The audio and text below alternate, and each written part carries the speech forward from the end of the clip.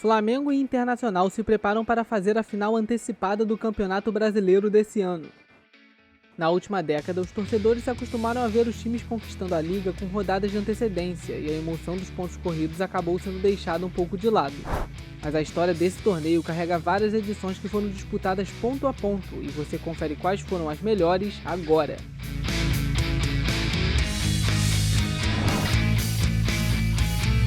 O Grêmio, durante boa parte do primeiro turno, não tinha com o que se preocupar.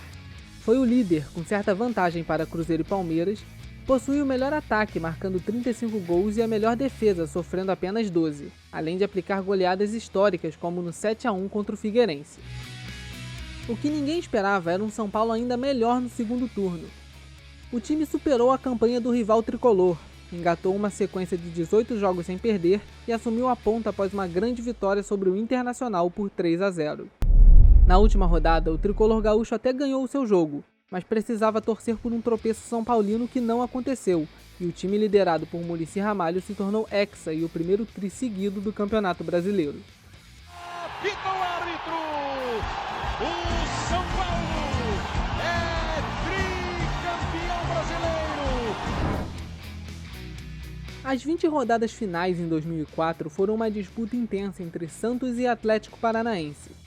Se por um lado o Peixe tinha o trio Robinho, Diego e Elano, protagonistas do ataque que marcou 109 gols, o Furacão contava com o jovem Dagoberto e o artilheiro Washington, que naquela temporada marcou 34 gols, até hoje o recorde em apenas uma edição do torneio.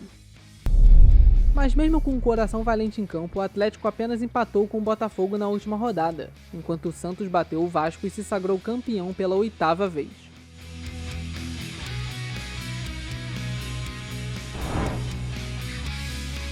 Depois da fuga milagrosa da Série B em 2009, o Fluminense continuou no embalo e fez a melhor campanha do primeiro turno no ano seguinte.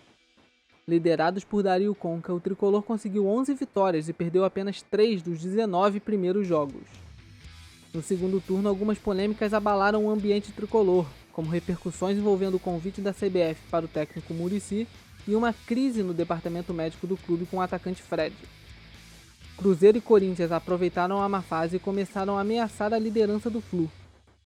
Na última rodada, os três tinham chance de ser campeão. O Corinthians tropeçou no Goiás e foi o primeiro a dar adeus ao título. O Cruzeiro venceu de virada o Palmeiras e chegou a pôr a mão na taça por um certo momento. Mas o Flu também garantiria sua vitória, conquistando o título pela 3ª vez.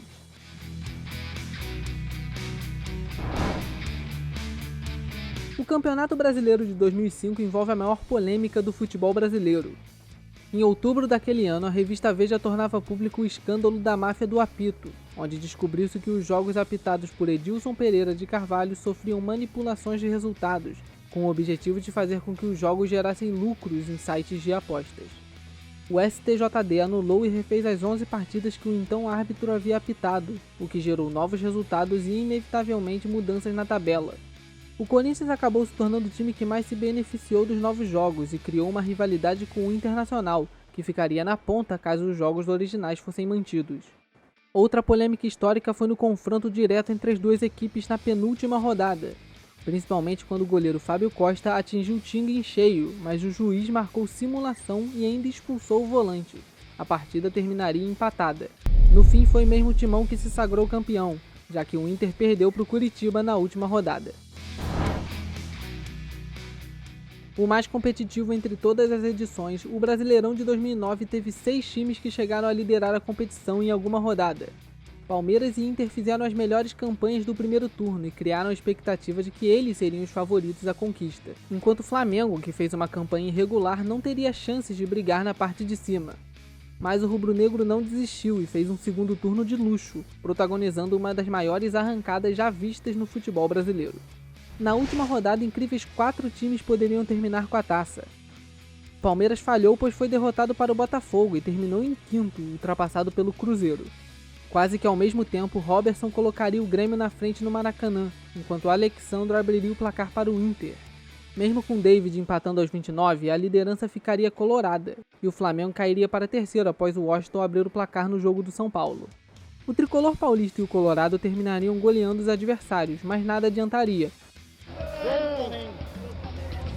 contra o Flamengo, não. Já que Ronaldo Angelim viraria a partida no segundo tempo e daria o hexacampeonato ao rubro-negro carioca.